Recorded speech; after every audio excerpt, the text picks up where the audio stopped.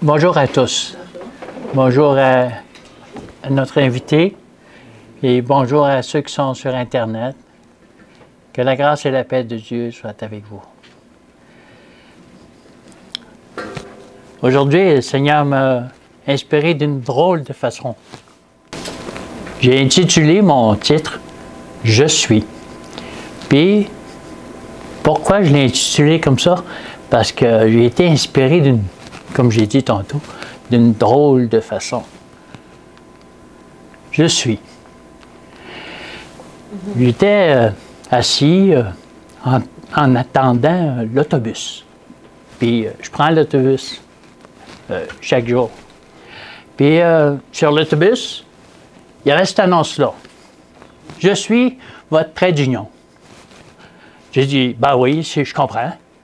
L'autobus est pour moi un trait d'union parce que je dois aller de mon travail chez moi, puis de chez moi, des fois ici. Puis je prends souvent l'autobus. Fait que pour moi, l'autobus, c'est un trait d'union. Là, j'étais assis, puis je regardais ça. Puis tout d'un coup, j'ai eu comme une drôle de pensée. J'ai vu Jacob avec l'échelle de Jacob.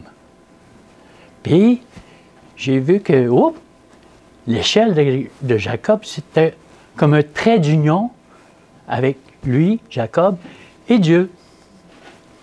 Puis ce trait d'union-là, c'est Christ. Puis c'est pour ça que ça m'a inspiré.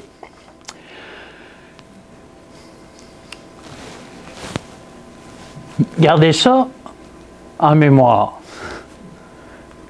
Puis gardez ça en mémoire, parce que je vais en parler. Jésus lui dit, « Je suis le chemin, la vérité et la vie. Nul ne vient au Père que par moi. » Donc c'est par Christ qu'on peut venir au Père. Puis le Père, c'est Dieu, puis on peut l'appeler notre Père.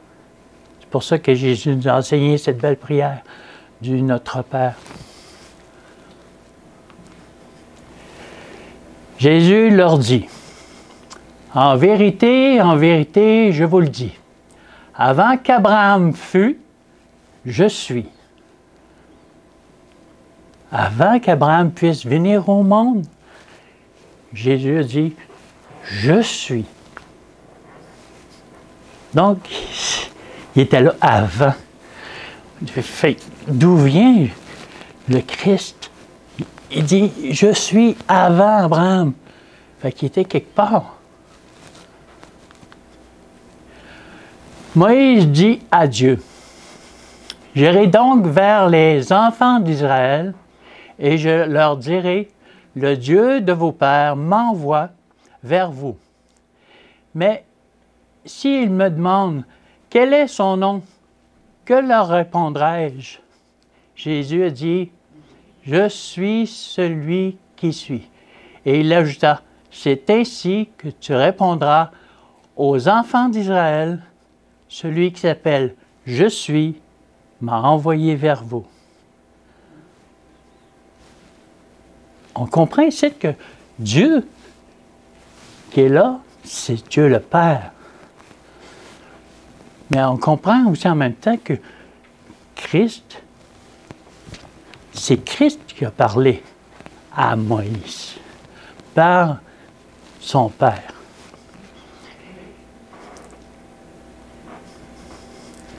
Le Dieu de vos pères m'envoie vers vous. Vous leur direz ça. Moïse, donc, il a dit au peuple, le Dieu de vos pères.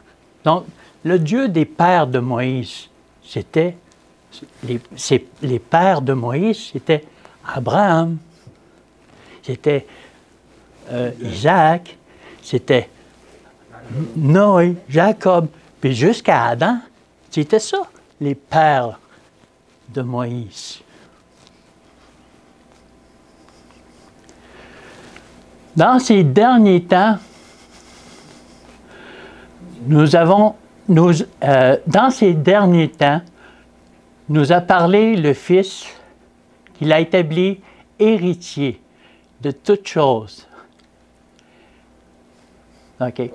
Par lequel il a aussi créé le monde, et qui, étant le reflet de sa gloire et l'empreinte de sa personne, et soutenant toutes choses par sa parole puissante, a fait la purification des péchés et s'est assis à la droite de la majesté divine dans les lieux très hauts.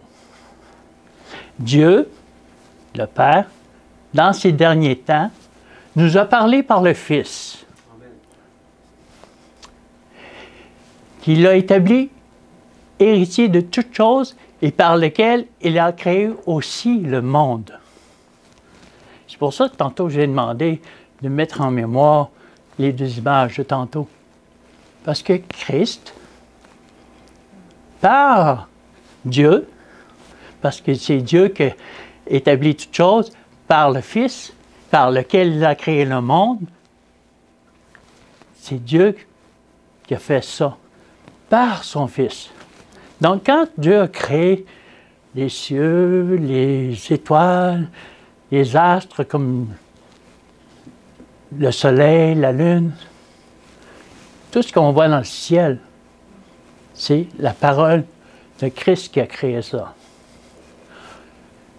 Puis, si on regarde à l'autre image de la terre, que les petites fleurs, mais il y a plus que les fleurs. On regarde la nature. Puis toute cette nature que Dieu a créée, c'est par Christ qu'il l'a faite. Donc, quand Dieu parlait, Dieu le Père, le Fils a agi selon ce que la parole de Dieu lui a dit. Donc, il était de concert. Dieu le Père, Dieu le Fils ont créé toutes choses. Écrit à l'ange de Laodicée. Voici ce que dit l'Amen, le témoin fidèle et véritable, le commencement de la création de Dieu. À qui est-ce qui écrit là? À l'Église de Laodicée. J'ai remarqué que dans le temps de l'apôtre Paul, il y avait une église qui s'appelait l'Église de Laodicée. Puis dans ce temps-là, il existait cette église-là. Aujourd'hui, on sait très bien que l'Église de Laodicée qui est là, c'est nous. Mais il dit, voici ce que dit l'Amen. Qu'est-ce que ça veut dire pour vous, Amen?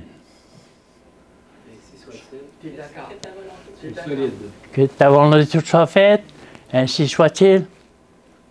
Donc, quand Dieu a parlé par Christ pour créer toutes choses, Jésus avait juste dire Amen.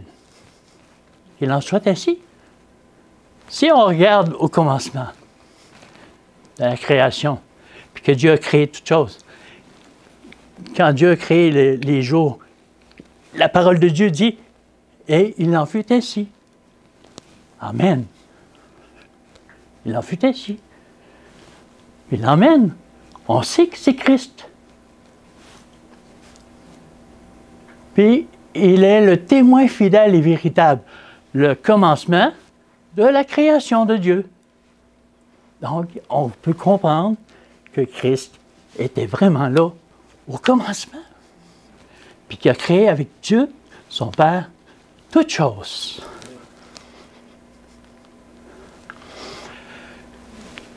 Car chose impossible à la loi. Parce que... OK.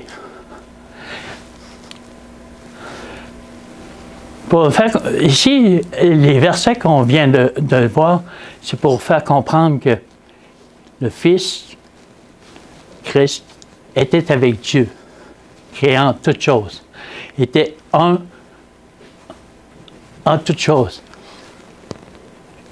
En aucun moment, c'est Christ qui a créé. C'est Dieu. Dieu a créé toutes choses par Christ. Mais c'est Dieu qui a créé toutes choses. Mais par Christ. Ici, on va voir un autre aspect du Fils de Dieu. Car chose impossible à la loi, parce que la chair la rendait sans force. Dieu a condamné le péché dans la chair, en envoyant à cause du péché son propre Fils, dans une chair semblable à celle du péché.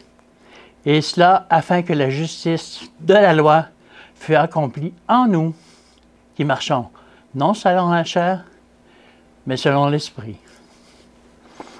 On voit très bien que Jésus a accepté de prendre cette chair-là. Il est devenu pareil comme nous. Il a accepté de porter le péché pour qu'on puisse, par lui, puis avec lui, avoir cette victoire-là. Jésus reprit donc la parole et leur dit, « en vérité, je vous le dis, le Fils ne peut rien faire de lui-même.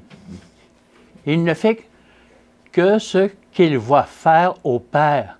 Et tout ce que le Père fait, le Fils aussi le fait pareillement. Car le Père aime le Fils et lui montre tout ce qu'il fait. Et il lui montrera des œuvres plus grandes que celles-ci, afin que vous soyez dans l'étonnement. » Jésus ici, il dit lui-même, « Le feu, je ne fais rien, je ne peux rien faire de moi-même. » C'est étrange de savoir ça, que Jésus, il ne faisait rien de lui-même. En tant qu'homme, Jésus, les miracles qu'il a fait, les guérisons qu'il a faites, c'est Jésus qui les faisait? Non. C'est Dieu, le Père, qui agissait par Christ. On voit que Dieu, le Père, même, c'est pas écrit, là, mais on voit vraiment que Dieu, le Père, a agi par Jésus-Christ, parce que Jésus, il dit, je ne peux rien faire de moi-même. Mais je le fais parce que je le vois faire au Père. Qu'est-ce que Jésus pouvait bien voir que son Père faisait? Lorsqu'on regarde à la nature, puis que quand Dieu a créé toutes choses, un pommier, un oranger, quels que soient les fruits, ben c'est ça que Dieu a fait. Puis ça existe encore. Sa parole est vie, puis agit. Dieu a-tu besoin de chaque jour de dire, bon, ben aujourd'hui, va pousser un pommier? Non, non, le pommier est déjà là, puis il produit ses fruits. Mais c'est la puissance de vie du Père qui fait en sorte que ce pommier fait des pommes.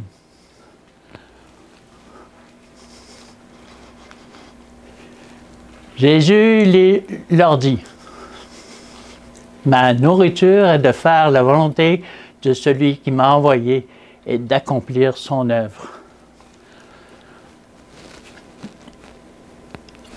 Dieu le Père savait expressément qu'est-ce que Jésus était venu faire ici. Puis Jésus, il a accepté d'accomplir son œuvre, l'œuvre de son Père. Donc, c'était décidé bien avant toute chose dans le ciel. Dieu le Père, Dieu le Fils, ils ont dit, bon, on va créer le monde, on va faire ça. Et si jamais il arrive quelque chose, au cas, moi, je vais y aller. Jésus a décidé d'y aller. Avant toute chose, avant même d'avoir créé les anges, avant même d'avoir créé Satan, Lucifer, puis tout ce que tu voudras, c'était déjà décidé d'accomplir l'œuvre. Mais Jésus, ici, il est homme. En tant qu'homme, Jésus l'a compris au ciel, que c'était par son Père qui créait toutes choses. Puis en tant qu'homme, il a compris que c'était par Dieu, son Père, qui faisait toutes choses. Car je leur ai donné les paroles que tu m'as données. Et ils les ont reçues. Et ils ont vraiment connu que je suis sorti de toi. Et ils ont cru que tu m'as envoyé. Est-ce qu'on croit que Jésus est venu, est issu du Père?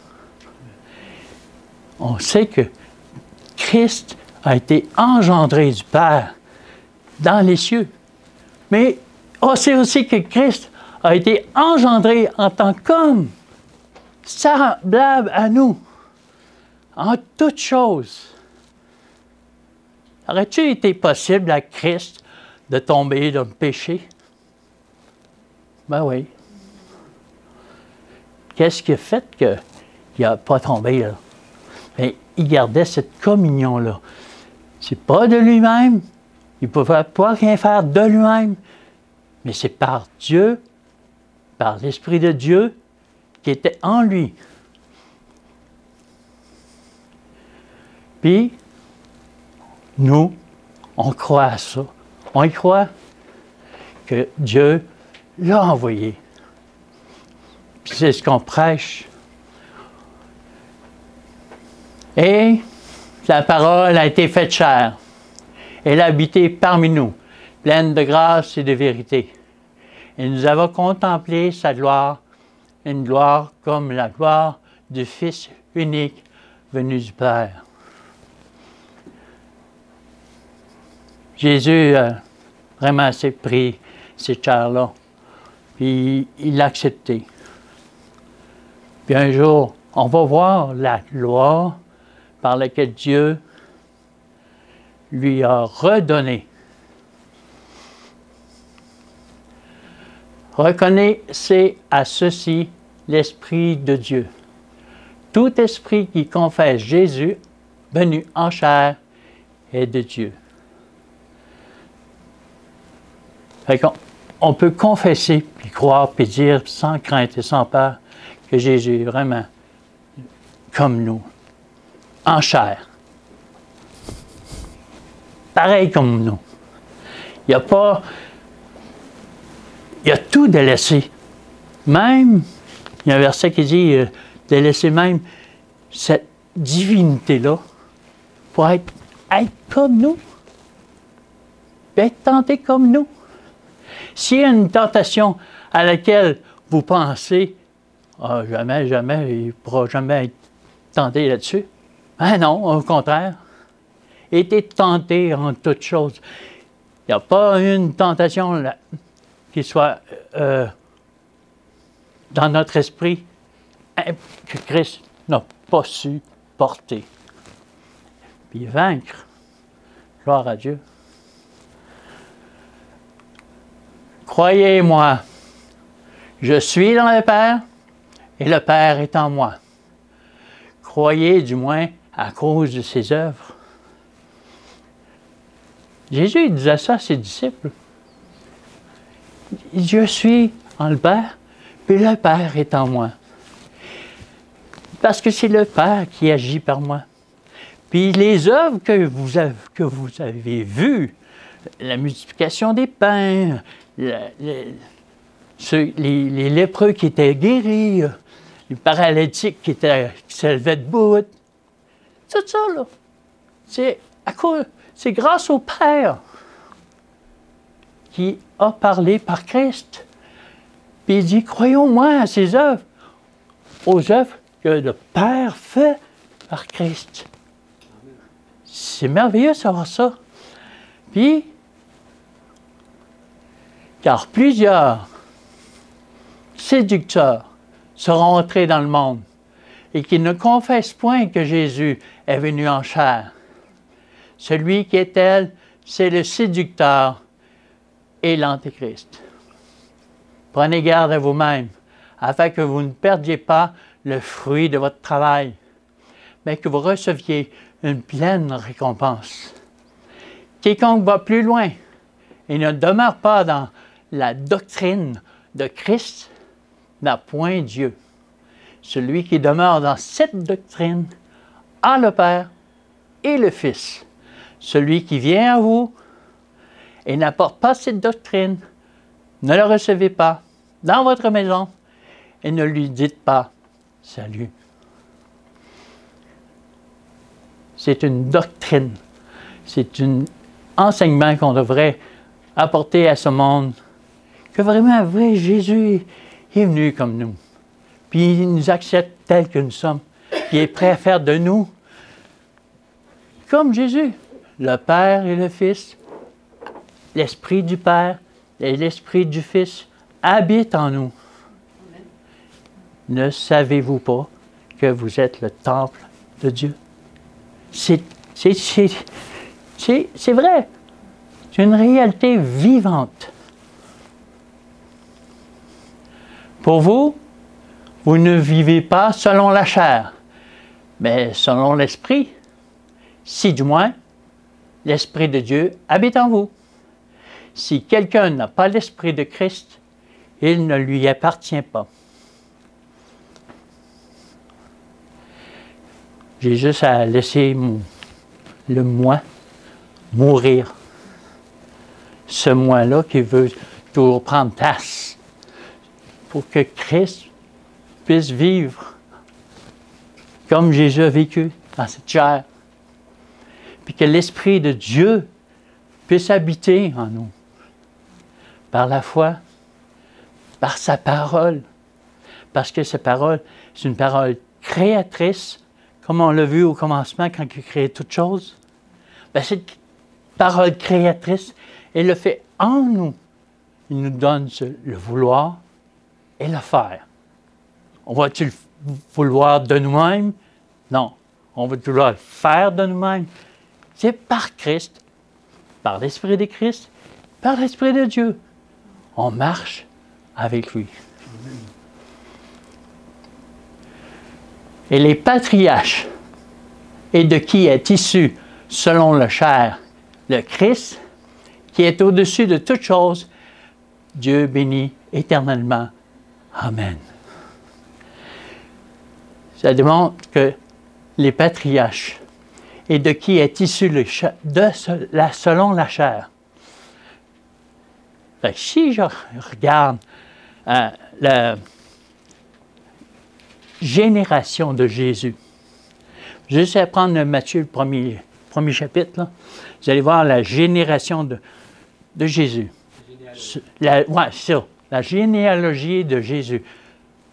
Puis ça part de Adam, là, puis on voit toute l'issue. Et ces gars-là, étaient issus de la chair. Comme Christ a pris cette chair. Il ne peut pas faire autrement. Il est issu de la chair. Amen. Qu'il en soit ainsi. Amen. Et il en fut ainsi. Car je n'ai point parlé de moi-même. Ça, c'est Jésus qui dit ça encore. Mais le Père qui m'a envoyé m'a prescrit lui-même ce que je dois dire et annoncer. Et je sais que mon commandement est la vie éternelle. C'est pourquoi les choses que je dis, je les dis comme le Père me les a dites. Hey, c'est clair, ça. C'est Jésus qui dit ça, là. Qu'est-ce que je peux dire de plus de ça? C'est Jésus qui dit ça. Il m'a envoyé, puis il m'a dit de dire ce que je dois dire. Amen. Quiconque croit en moi a la vie éternelle. Quiconque. Il a-tu dit seulement les adventistes du 7e jour? Mais non. Il a-tu dit seulement les catholiques? Non. Il a-tu dit seulement les musulmans? Quiconque. C'est quiconque, toi, moi, lui, elle, vous, quiconque croit, a la vie éternelle. Puis cette vie est en Christ. Et elle nous a été donnée par le Père. Celui qui vaincra sera revêtu ainsi de vêtements blancs. Je n'effacerai point son nom du livre de vie, et je confesserai son nom devant mon Père et devant ses anges. C'est vrai que chaque jour, on doit mourir à nous-mêmes, puis faire en sorte de prêcher l'Évangile, puis de marcher avec Christ. Puis, lorsque Dieu, par son Fils, nous justifie, il nous accorde, il nous donne un vêtement blanc, un collier pour voir nos yeux, puis le foie éprouvé par le feu. Il dit, je le confesserai devant mon Père. Christ, ça, je.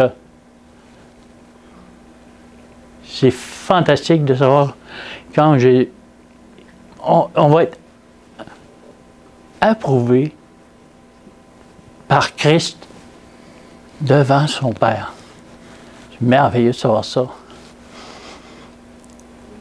Et il lui a été donné de se revêtir de vêtements de fin lin blanc éclatant pur, car le fin lin, ce sont les œuvres justes des saints. Donc les œuvres justes des saints, on sait très bien que c'est par l'Esprit du Père, puis l'Esprit du Fils qui est en nous, puis il nous a revêtus de cette justice-là pour qu'on puisse marcher en nouveauté de vie.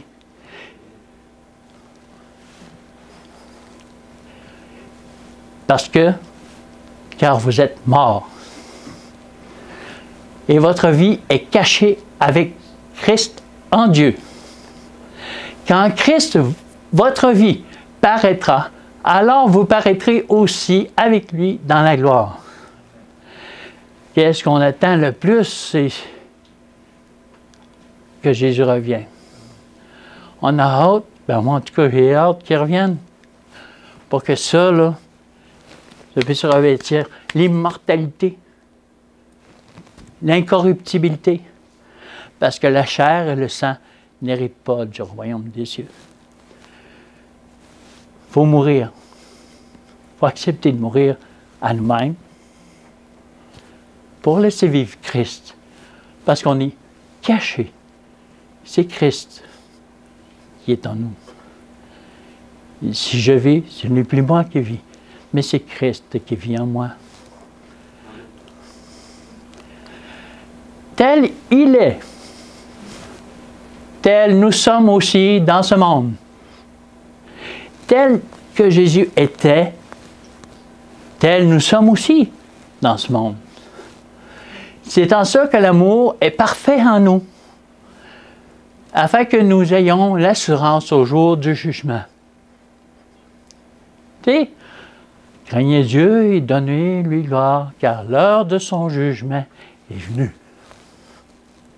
C'est pas quelque chose qui est dans le futur. Là. Il est venu déjà.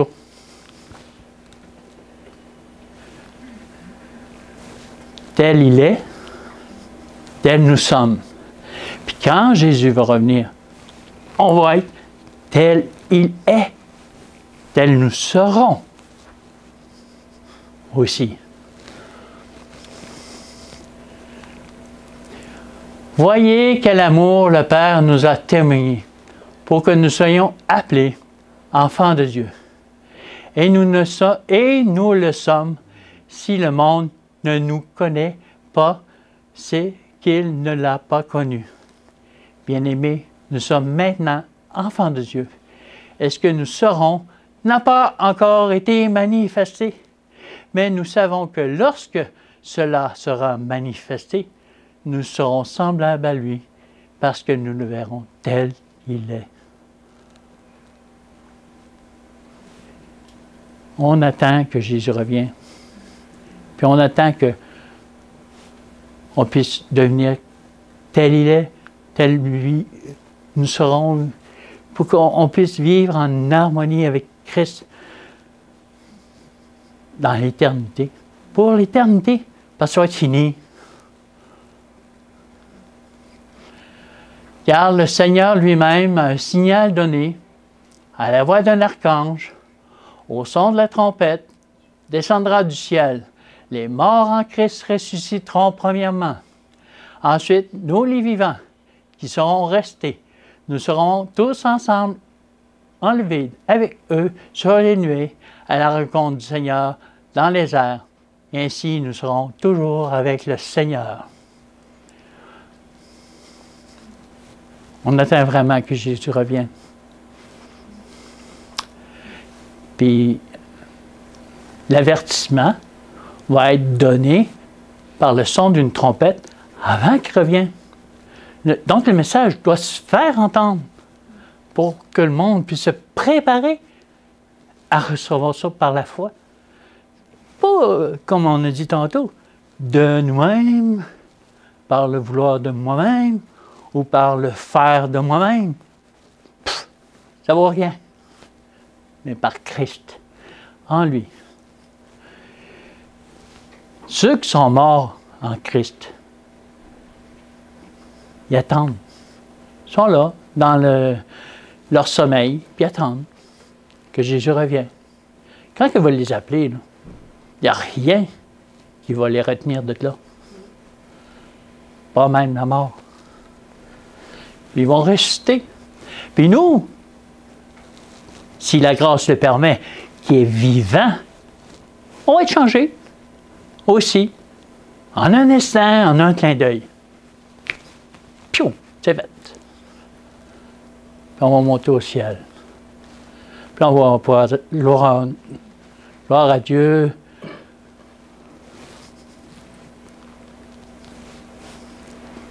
Car ceux qu'il a connus d'avance, il les a aussi prédestinés à être semblables à l'image de son Fils, afin que son Fils fût le premier-né entre plusieurs frères. Et ceux qu'il a appelés, ceux qu'il a prédestinés, il les a aussi appelés. Et ceux qu'il a appelés, il les a aussi justifiés. Et ceux qu'il les a justifiés, il les a aussi glorifiés. Mes frères, on est prédestinés. C'est pas nous qui l'avons choisi. Oh, je me souviens d'avoir été baptisé. J'ai cru au message. Je croyais bien, moi, que j'avais choisi ça. Mais non. Bien avant que je fus né, je te connaissais puis je te choisis. Wow, c'est encore bien plus fort. L'amour de Dieu est encore bien plus merveilleux. Avant même que tu sois né, Jésus te connaissait, puis t'a prédestiné à être semblable à l'image du Fils. C'est comme ça, là. Afin que son Fils fût le premier-né entre plusieurs frères. Mais c'est lui mon représentant, c'est lui mon frère. Je peux l'appeler mon frère. Et c'est merveilleux de dire Christ est mon frère de sang et de chair. Parce qu'il a pris. Il nous a aussi appelés. C'est lui qui nous a appelés. Puis il nous a justifiés par Christ. Si on est juste, c'est pas nous-mêmes, c'est par Christ. Puis lorsqu'on va être glorifié, quand Christ reviendra, on va être glorifié. Mais avant qu'on soit glorifié, marchons avec Christ. Chaque jour. Et enseignez-leur à observer tout ce que je vous ai prescrit. Et voici, je suis avec vous tous les jours jusqu'à la fin du monde. Je suis C'était mon titre, hein? Je suis. C'est qui ça? Je suis. Si on enlève le « i », vous allez voir Jésus. Puis si je prends le « i », puis je le mets en anglais, parce que pour faire comprendre le « i » en anglais, c'est « hi ». « Hi », je le traduis en français, c'est moi. Je suis, Jésus est en moi. Merveilleux ça, hein? Je suis est en vous. Christ est en vous. Jésus est en vous.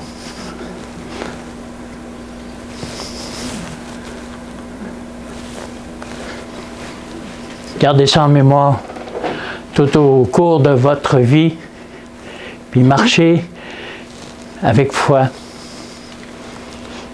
puis avec patience, même si on va être persécuté. Jésus, il dit, s'ils m'ont persécuté, là, ils vont vous persécuter aussi. Mais gardez cette espérance-là. Je suis avec vous. Ce que vous allez endurer, et c'est par laissez Christ agir en vous. C'est là ma prière pour chacun de vous, mes frères. Par le béni nom de Jésus. Amen. Oui. Levons-nous.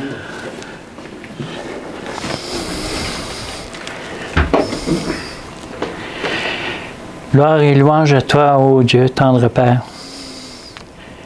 Gloire et louange à toi, ô Jésus, de ce que toutes choses ont été décidées d'avance pour chacun de nous. Merci pour ton appel. Merci pour ton amour. Merci pour ta présence par ton esprit.